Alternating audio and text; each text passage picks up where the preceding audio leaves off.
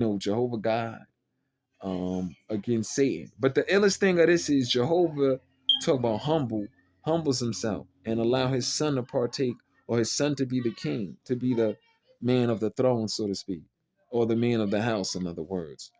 While Jehovah sit back. You don't think Jehovah could easily beat up Satan, but instead he's gonna allow his son. That's a boss. Instead of me putting hands on you, I allow my son. He's gonna allow Jesus to do that. You know what I'm saying? So Jesus is gonna be the one that's gonna be the one putting in work against him. And on that note, you don't think Jesus even is trained to beat him up by himself?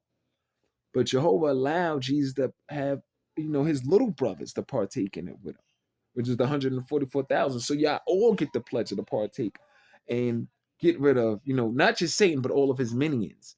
But this is what we have to go back to the scripture of yesterday. Hopefully I didn't lose you. The scripture on Genesis chapter 3:15, which said he will crush your head. So we have to go back to that because we have to understand what that means. He will crush your head. So when the great tribulation comes, right? So just by the way, that's not going to be the great tribulation yet.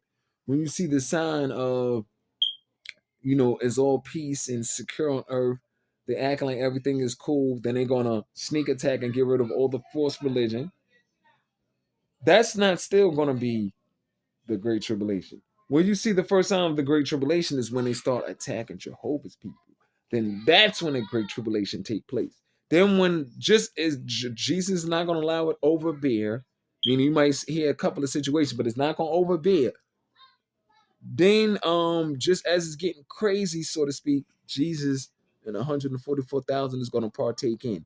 Now it's still the great tribulation, but once they start coming in and the battle take place, then that's when the great tribulation just transfer or transpire right into the Armageddon. Now, a lot of people get mixed up with Armageddon. They think it's a specific day. We know Armageddon to be Judgment Day. Armageddon, we understand also, we know to be, a place that was in Hebrew. I believe it was a place, you know what I mean? I don't want to say full of chaos or this. But basically, they took the name Armageddon because I don't want to say Jehovah. I got to look more deep in it, so don't let me. But I know it was a place in Hebrew. And I believe, I don't know if that's where Jehovah put his wrath at one time. I don't know, but we use the term Armageddon when Armageddon is not really a day. People get that mixed up. That was a place in Hebrew, but we use that in terms of a day because we know that's Judgment Day. This is when Jehovah will expound his wrath.